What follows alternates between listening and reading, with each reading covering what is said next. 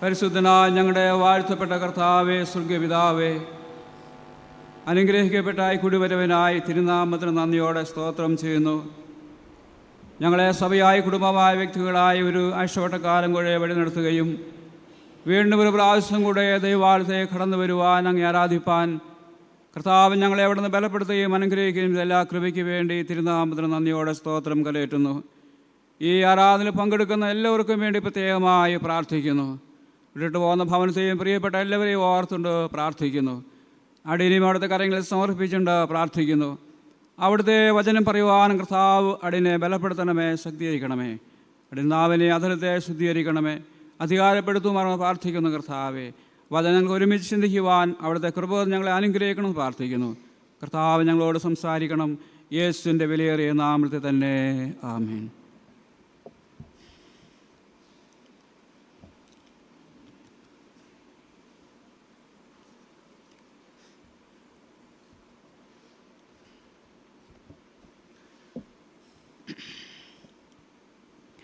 എത്രയും സ്നേഹവും ബഹുമാനമുള്ള ജോസഫ് മാത്യു അച്ഛൻ, ബഹുമാനപ്പെട്ട കൊച്ചമ്മ, ഈ ആരാധനയിൽ കടന്നു വന്ന് പങ്കെടുക്കുന്ന എത്രയും പ്രിയ സഹോദരി സഹോദരന്മാരെ, മാതാപിതാക്കന്മാരെ, ഗായക സംഘാംഗങ്ങളെ, സഭയുടെയും സംഘടനകളുടെയും ഭാരവാഹികളെ, മഹായിടവിടെ ഭാരവാഹികളെ, ഈ ആരാധനയിൽ പങ്കെടുക്കുന്ന ദൂരത്തുനിന്നും ശാരത്തുനിന്നുമായി കടന്നു വന്ന് പങ്കെടുക്കുന്ന പ്രിയമുള്ളവരെ, ബഹുമാന്യരായിരിക്കുന്നതായ എംപ്ലോയീസ് ആൻഡ് റിട്ടയർഡ് എംപ്ലോയീസ് സുഹൃത്തുക്കളെ, പ്രിയമുള്ളവരെ, കർത്താവായ യേശു ക്രിസ്തുവിൻ്റെ നിസ്തുലമായ നാമത്തിൽ നിങ്ങൾക്കെല്ലാവർക്കും എൻ്റെ സ്നേഹവും വന്ദനവും ഈ സമയം ഞാൻ അറിയിക്കുകയാണ്. ഞാൻ വളരെ ഹൃദ്യമായി ഈ ആരാധനയിലേക്ക് ഏവരെയും സ്വാഗതം ചെയ്യുന്നു. ദൈവം നമ്മെ അവിടുന്ന് സഹായിക്കുമാറാകട്ടെ.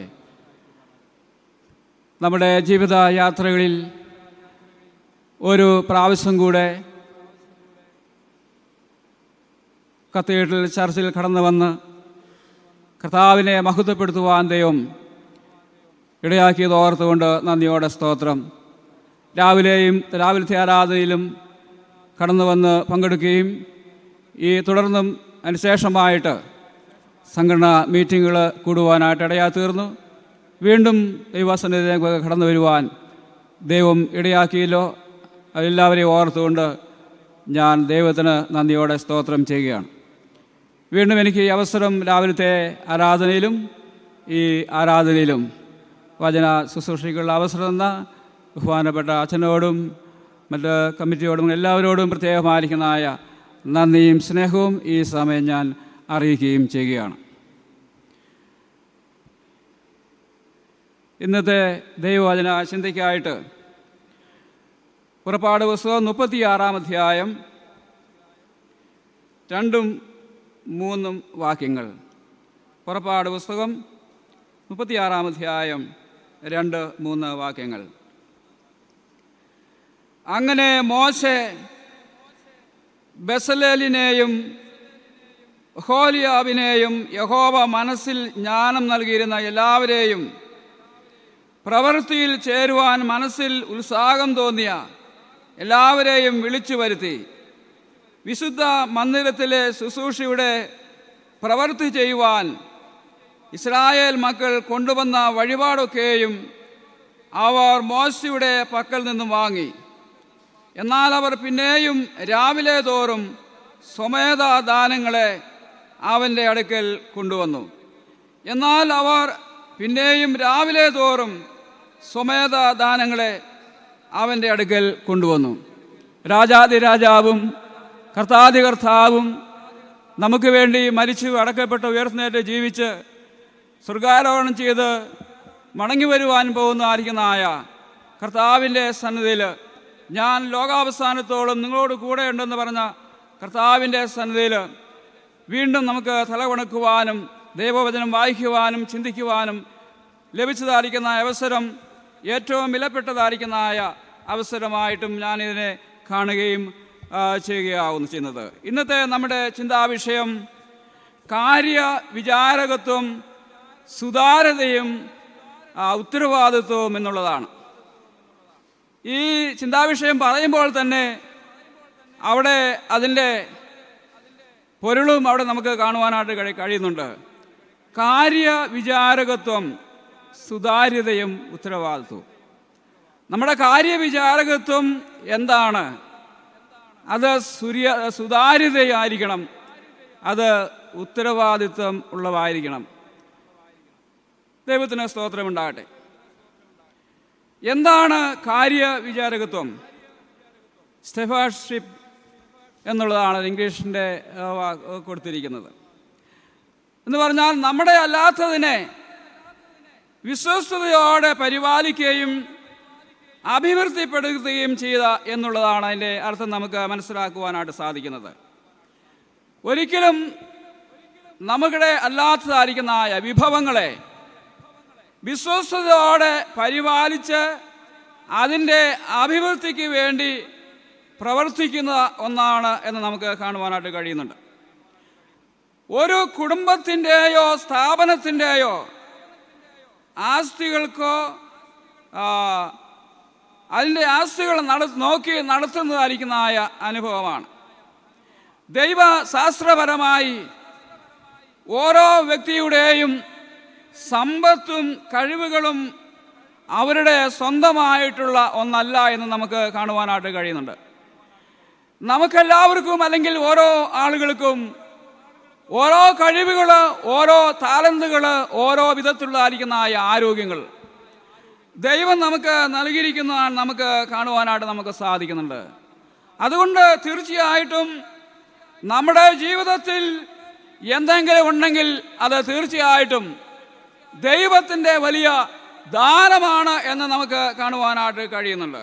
നമ്മുടെ കഴിവുകൾ നമ്മുടെ സ്വന്തമല്ല, നമ്മുടെ ടാലന്റുകൾ നമ്മുടെ സ്വന്തമല്ല. നമ്മുടെ കൈകളിൽ ദൈവം അത് ഏൽപ്പിച്ച് തന്നിരിക്കുന്നു എന്നാണ് നമുക്ക് കാണുവാനായിട്ട് കഴിയുന്നത്. നമുക്കറിയാം, നമ്മുടെ ജീവിതത്തിൽ നാം വിവിധ മുഖാന്തരങ്ങളിലൂടെ വിവിധ സാഹചര്യങ്ങളിലൂടെ നമ്മൾ ജീവിക്കുന്നവരാണെന്നല്ല നമുക്കറിയാം. എന്നാൽ നമ്മുടെ ജീവിതത്തിൽ ദൈവത്തിൻ്റെതായിരിക്കുന്ന ഏറ്റവും വലിയതായിരിക്കുന്ന നടത്തിപ്പുകൾക്ക് വേണ്ടി നമ്മളെപ്പോഴും ദൈവത്തോട് പ്രാർത്ഥിക്കാറുണ്ട്.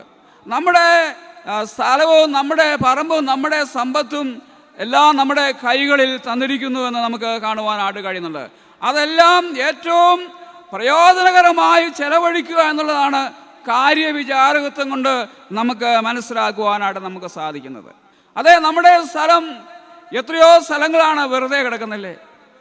എത്രയോ സ്ഥലങ്ങൾ വെറുതെ കിടക്കുന്നുണ്ട്.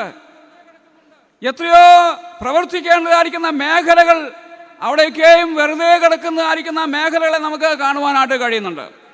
എന്നാൽ അവിടെ ആ സ്ഥലങ്ങളിലേക്കൊക്കെ നമുക്ക് ഇറങ്ങിച്ചെന്ന് നമ്മൾ അവിടെ പ്രവർത്തിക്കുമ്പോഴാണ് അവിടെ തീർച്ചയായിട്ടും ഒരു വലിയ ദൈവ സാന്നിധ്യം അവിടെ അനുഭവിക്കുവാനായിട്ട് നമുക്ക് സാധിക്കുന്നത്, അല്ലെങ്കിൽ അതിൻ്റെ നന്മ നമുക്ക് അനുഭവിക്കുവാനായിട്ട് സാധിക്കുന്നത്, അതിൻ്റെ ഉത്തരവാദിത്വം എന്താകുന്നുവെന്ന് നമുക്ക് അനുഭവിക്കുവാനായിട്ട് നമുക്ക് സാധിക്കുന്നത്.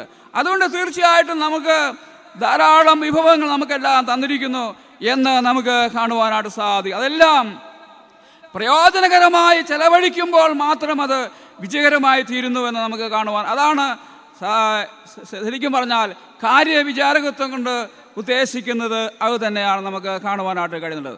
നാം അധിവസിക്കുന്നതായിരിക്കുന്ന നമ്മുടെ ഈ പ്രപഞ്ചം മുഴുവനും ദൈവത്തിൻ്റെ ദാനമാണ് എന്ന് കാണുവാനായിട്ട് കഴിയുന്നുണ്ട്. ഈ മനോഹരമായിരിക്കുന്ന ഈ പ്രകൃതിയെല്ലാം ദൈവത്തിൻ്റെ ദാനമാണ്.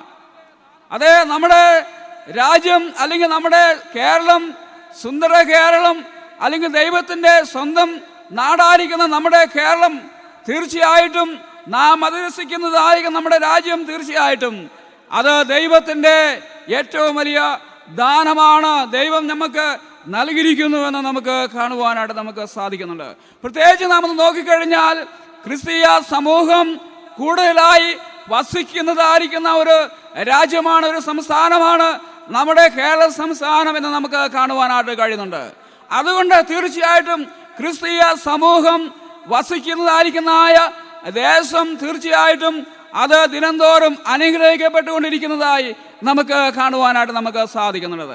നമുക്കറിയാം, ഈ അടുത്ത കാലത്തായിട്ട് നമ്മുടെ ദേശത്തെല്ലാം ധാരാളം പുതിയ പുതിയ ഭവനങ്ങൾ പണിയുന്നു.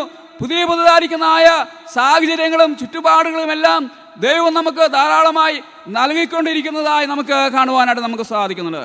കുറേ വർഷങ്ങൾ മുമ്പ് നോക്കിക്കഴിഞ്ഞാൽ മുട്ടവും മേലുകാവുമായിട്ട് നോക്കിക്കഴിഞ്ഞാൽ ഭവനങ്ങൾ വളരെ കുറവായിരുന്നു. എന്നാൽ ഇപ്പോൾ മുട്ടം മുതൽ ഇങ്ങോട്ട് നോക്കിക്കഴിഞ്ഞാൽ നമ്മൾ മേലുകാവ് മറ്റും ഇങ്ങനെ ആ ഭാഗം മുഴുവൻ തൊടുപുഴ ഏരിയ മുഴുവനും ഒരു വലിയ പട്ടണമായിക്കൊണ്ടിരിക്കുമ്പോൾ അവിടെ വസിക്കുന്നതായിരിക്കുന്നതായ നമ്മുടെ സമൂഹം ധാരാളമായി വന്നുകൊണ്ടിരിക്കുന്നു എന്ന് നമുക്ക് കാണുവാനായിട്ട് നമുക്ക് സാധിക്കുന്നുണ്ട്. തീർച്ചയായിട്ടും അതിൻ്റെ പിന്നിൽ ദൈവത്തിൻ്റെതായിരിക്കുന്ന ഒരു ഇടപെടൽ ഒരു പക്ഷെങ്കിൽ ഉണ്ടായിരിക്കും എന്നുള്ളത് യാതൊരു സംശയമില്ല. കാരണം ഇസ്രായേൽ ജനത്തെ ദൈവം വിളിച്ചപ്പോൾ ദൈവമാർക്കെല്ലാം നൽകാമെന്ന് പറഞ്ഞിരിക്കുന്ന പാലും തേനും ഒഴുകുന്നതായിരിക്കുന്നതായ സ്ഥലം ഞാൻ നിങ്ങൾക്ക് നൽകാമെന്ന് ഇസ്രായേലിനോട് പറഞ്ഞിരിക്കുകയായി നമുക്ക് കാണുവാനായിട്ട് നമുക്ക് സാധിക്കുന്നുണ്ട്. അതുപോലെ പുതിയ നിയമ ഇസ്രായേൽ മക്കളായിരിക്കുന്നതായ നമുക്ക് ഓരോരുത്തർക്കും ദൈവം അതാത് സമയങ്ങളിൽ അതാത് അനുഗ്രഹങ്ങൾ നൽകിക്കൊണ്ടിരിക്കുന്നത് കാണുവാനായിട്ട് കഴിയുന്നുണ്ട്. നമുക്ക് വേണ്ടതായിരിക്കുന്നതായ ഭവനം, നമുക്ക് വേണ്ടതായിരിക്കുന്നതായ യാത്ര വിളക്കുന്ന സാഹചര്യം എല്ലാം ലഭിക്കുവാനായിട്ട് ഇടയായിത്തീരുന്ന ഒരു വിഷയമെങ്കിൽ നാം എല്ലാവരും ദൈവത്തിൻ്റെ അനുഗ്രഹങ്ങൾ നാം അനുഭവിക്കുന്നതുകൊണ്ടാണ് എന്ന് നമുക്ക് കാണുവാനായിട്ട് നമുക്ക് സാധിക്കുന്നുണ്ട്. ദൈവത്തിന് സ്തോത്രം കൊണ്ടാട്ടെ. അതുകൊണ്ട് ഈ മനോഹരമായിരിക്കുന്നതായ ഈ രാജ്യത്ത് താമസിക്കുവാനായി ജീവിക്കുവാനായിട്ട് ഇടയായി തീർന്നത് തന്നെ ഏറ്റവും വലിയ ഒരു ഭാഗ്യം തന്നെയാണ് എന്ന് നമുക്ക് കാണുവാനായിട്ട് കഴിയുന്നുണ്ട്. നാം എല്ലാവരും ഒരു CSI സഭയിലെ അംഗമായി തീരുവാൻ ഇടയായി തീർന്നത് തന്നെ ഏറ്റവും അഭിമാനകരമായിരിക്കുന്നതായ ഒരു കാര്യം തന്നെയാണ്, യാതൊരു സംശയമില്ല. അതിലൂടെ നാം എല്ലാവരും നന്മകളും അനുഗ്രഹങ്ങളും അഭിവൃദ്ധികളെല്ലാം അനുഭവിക്കുന്നവരാണ് എന്ന് നമുക്ക് കാണുവാനായിട്ട് നമുക്ക് സാധിക്കുന്നുണ്ട്. തീർച്ചയായിട്ടും ഇതിൻ്റെ എല്ലാം മുഖാന്തരം എന്ന് നമുക്ക് കാണുവാനായിട്ട് കഴിയുന്നു. ദൈവം ഏൽപ്പിച്ചതായിരിക്കുന്ന ഈ ഉത്തരവാദിത്തങ്ങൾ സുതാര്യതയോടുകൂടെ ചെയ്യുമ്പോൾ ദൈവം നമ്മിലൂടെ പ്രവർത്തിക്കുവാനായിട്ട് ഇടയായിത്തീരുന്നു എന്ന് നമുക്ക് കാണുവാനായിട്ട് നമുക്ക് സാധിക്കുന്നുണ്ട്. ഈ ലോകത്തിലെ ജീവിതവും വിചാരത്തോടെ ആയിരിക്കണം, വളരെ കൃത്യനിഷ്ഠയോടുകൂടി ആയിരിക്കണമെന്നുള്ള ഒരു സന്ദേശമാകുന്നു വിശുദ്ധ വചനത്തിലൂടെ നമുക്ക് കാണുവാനായിട്ട് നമുക്ക് സാധിക്കുന്നത്. അതാണ് കാര്യവിചാരകത്തിലൂടെ നമ്മെ പഠിപ്പിക്കുന്നതായ ഒരു പ്രധാനപ്പെട്ടതായിരിക്കുന്നതായ കാര്യം. ഇന്നത്തെ സുവിശേഷ ഭാഗം നാം വായിച്ചു കേട്ടപ്പോൾ താലന്തുകളുടെ ഒരു ഉപമയെക്കുറിച്ചാണ് അവിടെ പറഞ്ഞിരിക്കുന്നത്. എന്നാൽ താലന്തുകളുടെ ഉപമയെക്കുറിച്ച് വിശുദ്ധ മത്തായി എഴുതിയ സുവിശേഷത്തിലും നമുക്ക് കാണുവാനായിട്ട് നമുക്ക് സാധിക്കുന്നുണ്ട്.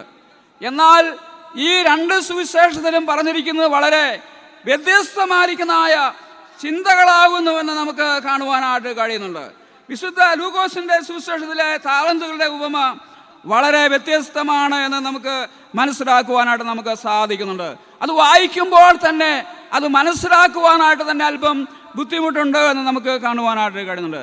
ലൂക്കോസിന്റെ സുവിശേഷത്തിൽ 10 ദാസന്മാരെ വിളിച്ച് ഓരോരുത്തർക്കും ഓരോ റാത്തൽ വെള്ളിയാണ് കൊടുത്തത് നമുക്ക് കാണുവാനായിട്ട് നമുക്ക് സാധിക്കുന്നുണ്ട്. മത്തായിയുടെ സുവിശേഷം വെറും താലന്തുകൾ എന്ന് പറയുമ്പോൾ ലൂക്കോസിന്റെ സുവിശേഷത്തിൽ ഓരോ റാത്തൽ വെള്ളി അവർക്ക് കൊടുത്തതെന്ന് നമുക്ക് കാണുവാനായിട്ട് നമുക്ക് സാധിക്കുന്നുണ്ട്. അവരെ വായിക്കുമ്പോൾ നമുക്ക് കാണുവാനായിട്ട് കഴിയുന്നത് 10 ദാസന്മാർക്കും ഒരുപോലെയാണ് വെള്ളി തൂക്കിക്കൊടുത്തത് എന്നാണ് ഇതിൻ്റെ 10-ാം അധ്യായം 13-ാമത്തെ വാക്യം വായിക്കുമ്പോൾ നമുക്ക് മനസ്സിലാക്കുവാനായിട്ട് കഴിയുന്നുണ്ട്. അപ്പോൾ ഈ 10 ദാസന്മാർക്കും ഒരുപോലെ ആണ് വെള്ളി കൊടുത്തത് എന്നാണ് നമുക്ക് കാണുവാനായിട്ട് നമുക്ക് സാധിക്കുന്നത്. എന്നാൽ ആ വെള്ളി അല്ലെങ്കിൽ കൊടുത്തതായിരിക്കുന്നതായ ആ വ്യക്തി ദൂരദേശത്തേക്ക് പോയതിനു ശേഷം അവൻ രാജ്യത്വം പ്രാപിച്ച് മടങ്ങി വരുന്നതായി നമുക്ക് കാണുവാനായിട്ട് സാധിക്കുന്നുണ്ട്. അതിൻ്റെയൊക്കെയും പിന്നിൽ വളരെ ചിന്തകളുണ്ട്. ദൈവത്തിന് സ്തോത്രം ഉണ്ടാകട്ടെ.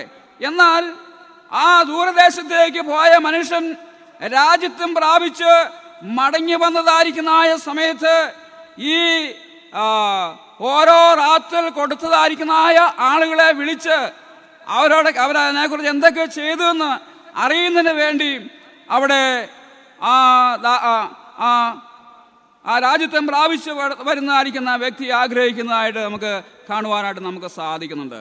തൻ്റെ ദാസന്മാരെ വിളിച്ചു എന്ത് നേടി എന്ന് അന്വേഷിക്കുന്നതായിട്ടാണ് ഈ ഭാഗം വായിക്കുമ്പോൾ നമുക്ക് കാണുവാനായിട്ട് കഴിയുന്നത്. ഒന്നാമത്തെ അവൻ അടുത്തു വന്നു. അവിടെ പറയുകയാവുന്നു ചെയ്യുന്നത്, കർത്താവേ, നീ തന്ന റാത്തൽ കൊണ്ട് 10 റാത്തൽ സമ്പാദിച്ചിരിക്കുന്നു എന്ന് പറയുന്നത് കാണുവാനായിട്ട് കഴിയുന്നുണ്ട്. അപ്പോൾ ഒരാൾക്ക് 1 റാത്തലാണ് എന്ന് കൊടുത്തെങ്കിൽ പോലും 10 റാത്തൽ കൂടെ അവിടെ സമ്പാദിച്ചതായിരിക്കുന്ന ഒന്നാമത്തെ വ്യക്തിയെ നമുക്ക് കാണുവാനായിട്ട് കഴിയുന്നുണ്ട്. രണ്ടാമത്തെ അവൻ അടുക്കൽ വന്നു. അവിടെ പറയുകയാവുന്നു ചെയ്യുന്നത്, കർത്താവേ, നീ തന്ന റാത്തൽ കൊണ്ട് 5 റാത്തൽ സമ്പാദിച്ചിരിക്കുന്നുവെന്ന് രണ്ടാമത്തവൻ വന്ന് പറയുന്നതായി കാണുവാനായിട്ട് കഴിയുന്നുണ്ട്. മൂന്നാമത്തവൻ അടുത്തു വന്നു. അവിടെ പറയുന്നതാണ്, നീ തന്ന റാത്തൽ ഒരു ഉറുമാലിൽ കെട്ടിവെച്ചിരിക്കുന്നു എന്നാണ് പറഞ്ഞിരിക്കുന്നത്. അപ്പോൾ അവിടെയാണ് ഒരു പ്രതിവാദം അവിടെ നടക്കുന്നതായിട്ട് നമുക്ക് കാണുവാനായിട്ട് സാധിക്കുന്നത്. എന്തുകൊണ്ടാണ് അങ്ങനെ ആ വ്യക്തി അത് ചെയ്തത്? ഒരു പക്ഷേങ്കിൽ ദൈവം ഏൽപ്പിച്ചത്, അല്ലെങ്കിൽ ആ യജമാനൻ ഏൽപ്പിച്ചതായിരിക്കുന്ന ആ റാത്തൽ കൊണ്ട് വേണ്ട രീതിയിൽ അവിടെ പ്രവർത്തിക്കുവാനായിട്ട് സാധിച്ചില്ല. അതുകൊണ്ട് അവിടെ യജമാനനിൽ നിന്നും വളരെ യജമാനൻ എന്താണ് അവിടെ പറഞ്ഞിരിക്കുന്നത്, അതുകൊണ്ട് അദ്ദേഹത്തിന് പ്രതിഫലം ലഭിക്കാതെ പോയതായിട്ടാണ് നമുക്ക് കാണുവാനായിട്ട് നമുക്ക് സാധിക്കുന്നത്. താഴത്തേക്ക് വായിക്കുമ്പോൾ നമുക്ക് മനസ്സിലാക്കുവാനായിട്ട് കഴിയുന്നുണ്ട്. ഒന്നാമത്തേവന് 10 പട്ടണത്തിൻ്റെ അധികാരം കൊടുത്തു എന്നാണ് തുടർന്ന് വായിക്കുമ്പോൾ കാണുവാനായിട്ട് കഴിയുന്നത്. രണ്ടാമത്തേവന് 5 പട്ടണത്തിൻ്റെ അധികാരം കൊടുത്തതായി നമുക്ക് മനസ്സിലാക്കുവാനായിട്ട് കഴിയുന്നുണ്ട്. മൂന്നാമത്തേവന് 1 അധികാരങ്ങളും കൊടുത്തില്ല എന്നും ഇവിടെ നാം വായിക്കുമ്പോൾ കാണുവാനായിട്ട് സാധിക്കുന്നു. അവൻ വേണ്ടതുപോലെ അത് വ്യാപാരം ചെയ്തില്ല. അതുകൊണ്ട് എന്താണ്, 1 അധികാരവും അവിടെ ആ വ്യക്തിക്ക് ലഭിച്ചില്ല എന്നുള്ളതാണ് നമുക്ക് കാണുവാനായിട്ട് നമുക്ക് സാധിക്കുന്നത്. നാം ചിന്തിക്കുമ്പോൾ 2 വിധത്തിലുള്ളതായിരിക്കുന്ന താലന്തുകളാണ് ദൈവം മനുഷ്യർക്ക്, അല്ലെങ്കിൽ നമുക്ക് പ്രത്യേകമായി വിശ്വാസികൾക്ക്, ദൈവമക്കൾക്ക് നൽകുന്നത് എന്ന് നമുക്ക് കാണുവാനായിട്ട് നമുക്ക് സാധിക്കുന്നുണ്ട്. ഒന്നാമതായിട്ട് ആത്മീയമായിരിക്കുന്ന താലന്തുകളാണ്. രണ്ടാമതായിട്ട് ഭൗതികമായിരിക്കുന്ന താലന്തുകളെ കുറിച്ചാണ് നമുക്ക് കാണുവാനായിട്ട് സാധിക്കുന്നത്. ഭൗതികമായിരിക്കുന്ന താലന്തുകളെ കുറിച്ചാണ് ഇവിടെ ലൂക്കോസിന്റെ സുവിശേഷം നാം വായിച്ചപ്പോൾ നമുക്ക് മനസ്സിലാക്കുവാനായിട്ട് സാധിക്കുന്നത്. ആത്മീയ താലന്തുകളെ കുറിച്ച് പറഞ്ഞിരിക്കുന്നത് അപ്പോസ്തലനായ വിശുദ്ധ പൗലോസ് റോമർക്ക് എഴുതിയ ലേഖനത്തിലും അതുപോലെ എഫേസ്യർക്ക് എഴുതിയ ലേഖനത്തിലും നമ്മൾ വായിക്കുമ്പോൾ കാണുവാനായിട്ട് നമുക്ക് സാധിക്കുന്നുണ്ട്. പ്രിയമുള്ളവരെ, തീർച്ചയായിട്ടും ഞാൻ ഉൾപ്പെടെ നമുക്കെല്ലാവർക്കും ധാരാളം ഉത്തരവാദിത്തങ്ങൾ ദൈവം അവിടുന്ന് നൽകിയിരിക്കുകയാണ്.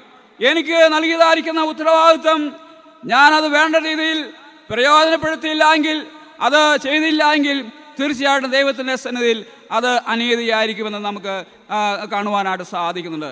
അതുപോലെ തന്നെ ഓരോ വ്യക്തികൾക്കും ദൈവം നൽകുന്നതായിരിക്കുന്ന ഉത്തരവാദിത്തങ്ങൾ ചെയ്യാതെ പോകുമ്പോൾ എന്താണ് അവിടെ തീർച്ചയായിട്ടും അതിൻ്റെതായിരിക്കുന്ന പ്രതിഫലം ലഭിക്കാതെ പോകുന്നു എന്ന് കാണുവാനായിട്ട് നമുക്ക് സാധിക്കുന്നുണ്ട്.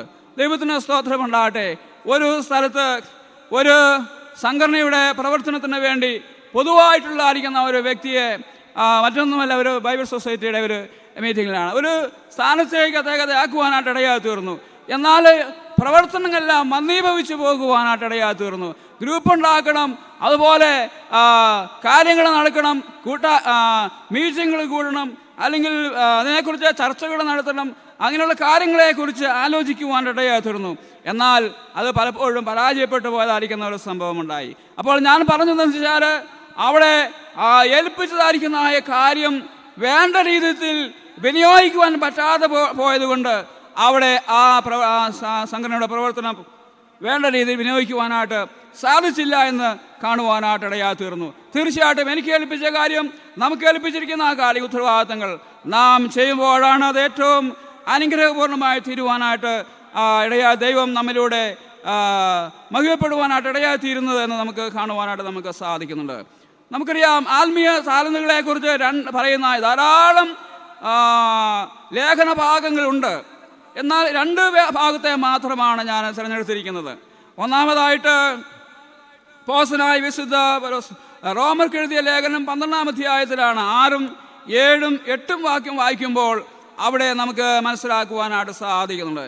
എന്താകുന്നു അവിടെ പറഞ്ഞിരിക്കുന്നത്? അവിടെ പറയുകയാവുന്നു ചെയ്യുന്നത്, ആകയാൽ നമുക്ക് ലഭിച്ച കൃപയ്ക്കൊത്തവണ്ണം വെവ്വേറെ വരമുള്ളത് കൊണ്ട് അവിടെ പറഞ്ഞിരിക്കുന്നു, ഈ ആത്മീയ വരമെല്ലാം ദൈവകൃപയുടെ അളവിന് ഒത്തവണ്ണമാണ് ഇതെല്ലാം നൽകുന്നത് എന്ന് നമുക്ക് കാണുവാനായിട്ട് നമുക്ക് സാധിക്കുന്നുണ്ട്. അതുകൊണ്ട് റോമയിലുള്ളതായിരിക്കുന്ന സഭയ്ക്കും എഫേസിലുള്ളതായിരിക്കുന്ന സഭയ്ക്കും ഇവിടെ അപ്പോസ്തലൻ കത്തുകൾ എഴുതുമ്പോൾ, സന്ദേശങ്ങൾ പറയുമ്പോൾ അവിടെ കൃപാവരങ്ങളെക്കുറിച്ച് പ്രത്യേകമായി എടുത്തു പറയുന്നതായി നമുക്ക് കാണുവാനായിട്ട് നമുക്ക് സാധിക്കുന്നുണ്ട്. അവിടെ പറയുന്നു, പിന്നെ പറയുകയാവുന്ന ചെയ്യുന്നത്, അതുകൊണ്ട് പ്രവചനപരമെങ്കിൽ വിശ്വാസത്തിന് ഒത്തവണ്ണം, ശുശ്രൂഷ എങ്കിൽ ശുശ്രൂഷ, ഉപദേശിക്കുന്നവനെങ്കിൽ ഉപദേശം, പ്രബോധിപ്പിക്കുന്നവനെങ്കിൽ പ്രബോധനം, ദാനം ചെയ്യുന്നവനെങ്കിൽ ഏകാഗ്രതയോടെ, കരുണ ചെയ്യുന്നവൻ പ്രസന്നതയോടെ എന്ന് പറയുന്നതായിട്ട് നമുക്ക് കാണുവാനായിട്ട് സാധിക്കുന്നത്. ഇതാകുന്നു ആത്മീയ താലന്തുകളെക്കുറിച്ച് റോമക്കെഴുതിയ ലേഖനത്തിൽ അപ്പോസ്തലൻ ഓർപ്പിക്കുന്നതായ ഭാഗം. ഇത് തന്നെയാണ് നമുക്ക് കാണുവാനായിട്ട് സാധിക്കുന്നുണ്ട്. ഇവിടെ ആത്മീയ പ്രവൃത്തികളെക്കുറിച്ച് പറഞ്ഞിരിക്കുന്നത് ഈ പ്രവൃത്തികളെല്ലാം സഭയ്ക്കുണ്ടാകുന്നതാണ് എന്ന് നമുക്ക് കാണുവാൻ സാധിക്കുന്നുണ്ട്. ഇതെല്ലാം വാസ്തവത്തിൽ സ്നേഹത്തോടുകൂടി ചെയ്യേണ്ടതും ഐക്യത്തോടുകൂടെ ഒരുമയോടുകൂടെ ചെയ്യേണ്ടതായിരിക്കുന്നതായ ശുശ്രൂഷകളാണ് എന്ന് കാണുവാനായിട്ട് കഴിയുന്നുണ്ട്. അതെ, ഇന്ന് നമുക്ക് നോക്കിക്കഴിഞ്ഞാൽ ലോകത്തിൽ ധാരാളം സഭകളുണ്ട്. അതെല്ലാം ഒരു വിഷയങ്ങൾ വ്യക്തിപരമായിട്ടും സഭകളായിട്ടുമൊക്കെയും വിഘടിച്ച് നിൽക്കുന്നതായിരിക്കുന്ന അനുഭവമാണ്. അതുകൊണ്ട് കൃപാവരങ്ങളെ ജ്വലിപ്പിക്കുവാൻ പറ്റാതെ ഇങ്ങനെയുള്ളതായിരിക്കുന്ന വരങ്ങൾ വേണ്ട രീതിയിൽ അവിടെ ആ സഭകളിൽ ഉണ്ടാകുന്നില്ല എന്ന് നമുക്ക് കാണുവാനായിട്ട് നമുക്ക് സാധിക്കുന്നുണ്ട്. അതുകൊണ്ട് ഈ പ്രവൃത്തികളൊന്നും നിന്നു പോയിട്ടില്ല എന്ന് വചനം നാം തുടർന്ന് വായിക്കുമ്പോൾ നമുക്ക് മനസ്സിലാക്കുവാനായിട്ട് നമുക്ക് സാധിക്കുന്നുണ്ട്. അതുപോലെ എഫേസ്യ ലേഖനം 4-ാം അധ്യായത്തിൽ അതിൻ്റെ 11-12 വാക്യം വായിക്കുമ്പോൾ അവിടെ ഇങ്ങനെ പറയുന്നു, അവൻ ചിലരെ അപ്പോസ്തലന്മാരായും ചിലരെ പ്രവാചകന്മാരായും ചിലരെ സുവിശേഷകന്മാരായും ചിലരെ ഇടയന്മാരായും ഉപദേഷ്ടാക്കന്മാരായും നിയമിച്ചിരിക്കുന്നു എന്നാണ്. അതെ, ഈ എല്ലാ സഭകളിലും, അതെ ഇന്നത്തെ സഭകളിലും ഈ ഒരു അനുഭവം ഉണ്ട് എന്നുള്ള സംശയമില്ല. ദൈവത്തിന് സ്തോത്രം ഉണ്ടാകട്ടെ. അവിടെ പറയുന്നു, ചിലരെ അപ്പോസ്തലന്മാരായ അപ്പോസ്തലന്റെ ശുശ്രൂഷ ചെയ്യുവാൻ, ചില പ്രവാചകന്മാരുടെ ശുശ്രൂഷ ചെയ്യുവാൻ, സുവിശേഷകന്മാരുടെ ശുശ്രൂഷ ചെയ്യുവാൻ, ഉപദേഷ്ടാക്കന്മാരുടെ സുവിശേഷ ചെയ്യുവാൻ ദൈവം അതാത് സമയങ്ങളിൽ ഓരോ സഭകളിൽ അവിടുന്ന് ഓരോ വ്യക്തികളെ ദൈവമാണെന്ന് നിയമിക്കുന്നതായി നമുക്ക് കാണുവാനായിട്ട് സാധിക്കുന്നുണ്ട്. അതെന്ന് അവിടെ പുരുഷന്മാരെന്നോ സ്ത്രീകളോ എന്ന വ്യത്യാസമില്ലാതെ അവർക്കെല്ലാം ദൈവം പ്രത്യേകമായിരിക്കുന്നതായ സ്ഥാനങ്ങൾ നൽകി, പ്രത്യേകമായിരിക്കുന്ന വരങ്ങൾ നൽകി, കൃപാവരങ്ങൾ നൽകി സഭയെ വളർത്തുവാനായിട്ട് അതിന് മുഖാന്തരമായി തീരുന്നു എന്ന് നമുക്ക് കാണുവാനായിട്ട് സാധിക്കുന്നുണ്ട്. അതുകൊണ്ട് തീർച്ചയായിട്ടും പ്രിയമുള്ളവരെ, ഇന്നത്തെ സഭയ്ക്കും ഈ ഇങ്ങനെയുള്ളതായിരിക്കുന്ന ശുശ്രൂഷകൾ ഒരിക്കലും അത് മാറ്റിവെച്ചിട്ട് ഇന്ന സഭയ്ക്കും അത് ദൈവം നൽകിയിരിക്കുന്നതായിട്ട് നമുക്ക് കാണുവാനായിട്ട് നമുക്ക് സാധിക്കുന്നുണ്ട്. അതുകൊണ്ട് ദൈവം നമുക്ക് നൽകിയതായിരിക്കുന്നതായ ശുശ്രൂഷ എന്താണ്? ഒരു പക്ഷേങ്കിൽ പ്രാർത്ഥിക്കാനായിരിക്കാം, അല്ലെങ്കിൽ പാടുവാനായിരിക്കാം, അല്ലെങ്കിൽ വചനം പറയുവാനായിരിക്കാം, അല്ലെങ്കിൽ പ്രവചനത്തിൻ്റെ അല്ലെങ്കിൽ അപ്പോസ്തലത്തിൻ്റെ ആയിരിക്കുന്നതായ സുവിശേഷ വേല ചെയ്യുന്നതിന് വേണ്ടിയിട്ടുള്ളതായിരിക്കുന്നതായ നിയമങ്ങൾ, താലന്തുകളായിരിക്കാം ദൈവം അവിടെ നിന്ന് നൽകുന്നത് എന്ന് നമുക്ക് കാണുവാനായിട്ട് കഴിയുന്നുണ്ട്. അതെല്ലാം ഏറ്റവും ഭംഗിയായിട്ട് ചെയ്യുമ്പോഴാണ് തീർച്ചയായിട്ടും സഭകൾക്ക് വളർച്ചയുണ്ടാകുന്നത് എന്ന് നമുക്ക് മനസ്സിലാക്കുവാനായിട്ട് നമുക്ക് സാധിക്കും. സഭയ്ക്ക് വളർച്ചയുണ്ടാകുവാൻ ഇടയാണമെങ്കിൽ ഇങ്ങനെയുള്ളതായിരിക്കുന്ന ശുശ്രൂഷകളും കൂടെ അവിടെ ഉണ്ടെങ്കിൽ മാത്രമേ അതിന് വളർച്ചയ്ക്ക് മുഖാന്തരമായി തീരുകയുള്ളൂ എന്ന് നമുക്ക് കാണുവാനായിട്ട് സാധിക്കുന്നുണ്ട്. ദൈവത്തിൻ്റെ മഹത്വമാകട്ടെ. യഹോവയായ ദൈവം മോശയെ ഫറവോന് ദൈവമായും അഹരോനെ പ്രവാചകനായിട്ട് നിയമിച്ചിരിക്കുന്നതായിട്ട് പുറപ്പാട് പുസ്തകം 7-ാം അധ്യായം അതിൻ്റെ 1-ാമത്തെ വാക്യം വായിക്കുമ്പോൾ നമുക്ക് കാണുവാനായിട്ട് കഴിയുന്നുണ്ട്. അപ്പോൾ ദൈവം അവിടെ മോശയെ നിയമിച്ചത്, അതെ ഇസ്രായേൽ മക്കളെ ഫറവോന്റെ അടിമത്തിൽ നിന്നും വിടുവിച്ചു കൊണ്ടുപോരുവാൻ ദൈവം മോശയെ തിരഞ്ഞെടുത്തപ്പോൾ മോശയെ അവിടെ ആക്കി വെച്ചിരിക്കുന്നത് ഇസ്രായേൽ അവിടെ ഫറവോന് ദൈവമായിട്ടാണ് പറഞ്ഞിരിക്കുന്നത്. അതെ, അവിടെ അങ്ങനെയാണ് പറഞ്ഞിരിക്കുന്നത്. അതിൻ്റെ 1-ാമത്തെ വാക്യം, യഹോവ മോശയോട് അരുളിച്ചെയ്തത്, നോക്കൂ ഞാൻ നിന്നെ ഫറവോന് ദൈവമാക്കിയിരിക്കുന്നു എന്നാണ് പറഞ്ഞിരിക്കുന്നത്. അതെ, ദൈവം നേരിട്ട് ചെല്ലുന്നതിന് പകരമായിട്ട് ദൈവം, യഹോവയായിരിക്കുന്ന ദൈവം മോശയാണ് ഫറവോന് ദൈവമാക്കി അയച്ചത് എന്ന് നമുക്ക് കാണുവാനായിട്ട് കഴിയുന്നുണ്ട്. പിന്നെ അവിടെ പറയുന്നു, പിന്നെ നിന്റെ സഹോദരൻ അഹരോൻ നിനക്ക് പ്രവാചകനായിരിക്കും എന്ന് പറയുന്നതായി കാണുവാനായിട്ട് സാധിക്കുന്നുണ്ട്. അതുകൊണ്ട് മോശ പറയേണ്ടതായിരിക്കുന്നതായ പ്രവചന സത്യങ്ങൾ അഹരോൻ മോശയ്ക്ക് പറഞ്ഞു കൊടുക്കും. മോശ അത് ഇസ്രായേലിനോടും ഫറവോനോടും അറിയിക്കുന്നതായിട്ട് നമുക്ക് കാണുവാനായിട്ട് നമുക്ക് സാധിക്കുന്നുണ്ട്. നമ്മുടെ ക്രിസ്തീയ ശുശ്രൂഷയിൽ അതുകൊണ്ട് പ്രത്യേകിച്ച് സഭയുടെ ശുശ്രൂഷകളിൽ തീർച്ചയായിട്ടും ദൈവം ഓരോ വരങ്ങൾ, ഓരോ കൃപകൾ നമുക്കെല്ലാവർക്കും തന്ന് നമ്മെ അനുഗ്രഹിച്ചിരിക്കുന്നു എന്ന് നമുക്കവിടെ കാണുവാനായിട്ട് നമുക്ക് സാധിക്കുന്നുണ്ട്. എന്തൊക്കെയാണ് നമുക്കറിയാം. നമ്മൾ സഭയുമായി ബന്ധപ്പെടുത്തി നാം നോക്കുമ്പോൾ അതെ നമുക്ക് കാണുവാനായിട്ട് സാധിക്കുന്നത് ഒരുപക്ഷെങ്കിൽ കുറേ പേർക്ക് സഭയുടെ ഉത്തരവാദിത്വമായിരിക്കാം. ഒരുപക്ഷെങ്കിൽ സാമ്പത്തിക കാര്യങ്ങൾ കൈകാര്യം ചെയ്തതിന് വേണ്ടതായിരിക്കുന്നതായ ഉത്തരവാദിത്വമായിരിക്കാം കുറച്ച് ദൈവം നൽകുന്നത്. അത് കുറച്ചു പേർക്ക് സംഘടനകളുടെ ഉത്തരവാദിത്വമായിരിക്കാം. അതേ ആ സംഘടനയ്ക്ക് ഓരോ സംഘടനയെ നയിക്കുന്നതിന് വേണ്ടി തീർച്ചയായിട്ടും അതിന് ഓരോ സ്ഥാനങ്ങൾ ഏൽപ്പിക്കുമ്പോൾ, ഓരോ ഭാരവാഹികളെ ഏൽപ്പിക്കുമ്പോൾ തീർച്ചയായിട്ടും ദൈവത്തിൻ്റെ ഒരു ഇടപെടൽ അവിടെ ഉണ്ട് എന്ന് നമുക്ക് കാണുവാനായിട്ട് നമുക്ക് സാധിക്കുന്നുണ്ട്. അതുകൊണ്ട് തീർച്ചയായിട്ടും ഓരോ താലന്തുകൾ അല്ലെങ്കിൽ ഓരോ ഉത്തരവാദിത്വങ്ങൾ സഭയ്ക്ക് വേണ്ടി, അല്ലെ സഭയുടെ കാര്യങ്ങൾ ചെയ്യുവാൻ, അല്ലെങ്കിൽ സംഘടനകളുടെ കാര്യങ്ങൾ ചെയ്യുവാൻ, അല്ലെങ്കിൽ അങ്ങനെയുള്ള കാര്യങ്ങൾ ചെയ്യുവാനായിട്ട് ദൈവം ഏൽപ്പിച്ചിരിക്കുന്നത് നമുക്ക് കാണുവാനായിട്ട് സാധിക്കുന്നുണ്ട്. നമുക്ക് ചിന്തിക്കാം, നമ്മുടെ സഭയുമായി ബന്ധപ്പെടുത്തി നോക്കുമ്പോൾ നമ്മുടെ സഭയുടെ ഉത്തരവാദിത്തങ്ങൾ, നമ്മുടെ സംഘടനയുടെ ഉത്തരവാദിത്തങ്ങൾ, നമ്മുടെ സ്കൂളിൻ്റെ ഉത്തരവാദിത്തങ്ങൾ, നമ്മുടെ ഹോസ്റ്റലിൻ്റെ ഉത്തരവാദിത്തങ്ങൾ, അതെ നമുക്ക് നമ്മുടെ പുരയിടത്തിൻ്റെ ഉത്തരവാദിത്തങ്ങൾ, അതുപോലെയുള്ളതായിരിക്കുന്ന ഉത്തരവാദിത്തങ്ങൾ, സാമ്പത്തിക മേഖലയിലെ ഉത്തരവാദിത്തങ്ങൾ എല്ലാം നമ്മെ ഏൽപ്പിച്ചിരിക്കുന്നു എന്ന് നമുക്ക് കാണുവാനായിട്ട് നമുക്ക് സാധിക്കുന്നുണ്ട്. പ്രിയമുള്ളവരെ, അതുകൊണ്ട് തീർച്ചയായിട്ടും നമ്മെ ഏൽപ്പിച്ചിരിക്കുന്ന ഉത്തരവാദിത്വങ്ങൾ വളരെ സുതാര്യതയായിട്ടും വളരെ ഉത്തരവാദിത്വത്തോടും കൂടെ ചെയ്യുമ്പോഴാണ് നമുക്ക് വീണ്ടും അധികാരങ്ങൾ നമുക്ക് ലഭിക്കുവാനായിട്ട് നമുക്ക് ഇടയായിത്തീരുന്നത്, വീണ്ടും കൂടുതൽ സ്ഥാനങ്ങൾ ലഭിക്കുവാനായിട്ട് ഇടയായിത്തീരുന്നത് എന്ന് നമുക്ക് അവിടുന്ന് കാണുവാനായിട്ട് നമുക്ക് സാധിക്കുന്നത്. അതിനുവേണ്ടി നമുക്ക് ഒരുങ്ങാം. ഏതൊക്കെ കാര്യങ്ങളാണ് എന്നെ ഏൽപ്പിച്ചിരിക്കുന്നത്, ഏതൊക്കെ കാര്യങ്ങളാണ് എനിക്ക് തന്നിരിക്കുന്നത്, അതൊക്കെയും ഏറ്റവും വിശ്വസത്തോടുകൂടി ചെയ്യുവാനായി ദൈവത്തിൻ്റെ കൃപ നമുക്ക് ലഭിക്കുന്നതിന് വേണ്ടി, ദൈവത്തിൻ്റെ നടത്തിപ്പ് നമുക്കുണ്ടാകുന്നതിന് വേണ്ടി കർത്താവിനോട് നമുക്ക് പ്രാർത്ഥിക്കാം. അതിനുവേണ്ടി ദൈവത്തിൻ്റെ പരിശുദ്ധാത്മാവ് നാം എല്ലാവരെയും സഹായിക്കുകയും അനുഗ്രഹിക്കുകയും എഴുതെടുത്തുകയും ചെയ്യുമാറാട്ടെ എന്ന് പ്രാർത്ഥിച്ചുകൊണ്ട് ഞാൻ എൻ്റെ വചന ശുശ്രൂഷ ഞാൻ വിരമിക്കുന്നു. ദൈവത്തിൻ്റെ സ്തോത്രം. നമുക്ക് കണ്ണുകൾ അടയ്ക്കാം, നമുക്ക് പ്രാർത്ഥിക്കാം. ഒരു നിമിഷം നമുക്ക് പ്രാർത്ഥിക്കാം. നമുക്ക് ഓരോരുത്തർക്കും കർത്താവ് തന്നിരിക്കുന്ന ഉത്തരവാദിത്തങ്ങൾ എന്തൊക്കെയാണ്? ചെറിയതായിട്ടും വലിയതായിട്ടും കേതുന്നിരിക്കുന്ന ഉത്തരവാദിത്തങ്ങൾ ഒരിക്കൽ കൂടെ അത് ഏറ്റവും തുടർന്നുള്ളതായിരിക്കുന്ന കാലഘട്ടങ്ങളിൽ ഏറ്റവും നന്നായിട്ട് ചെയ്യുവാൻ ദൈവമേ അവിടുത്തെ പരിശുദ്ധാത്മാവ് നമ്മെ സഹായിക്കുന്നതിന് വേണ്ടി കർത്താവിനോട് നമുക്ക് വിനയമായി നമുക്ക് പ്രാർത്ഥിക്കാം. ചെയ്യേണ്ട കാര്യങ്ങൾ ചെയ്യാതെ പോയിട്ടുണ്ടെങ്കിൽ കർത്താവിൻ്റെ സ്ഥലം നമുക്ക് ക്ഷമ ചോദിച്ചുകൊണ്ട് വീണ്ടും ശക്തിയോടുകൂടെ സമർപ്പണത്തോടുകൂടെ അടുത്ത വേല ചെയ്യുവാൻ കർത്താവെ സഹായിക്കണമെന്ന് നമുക്ക് ദൈവത്തോട് വിനയമായി പ്രാർത്ഥിക്കാം.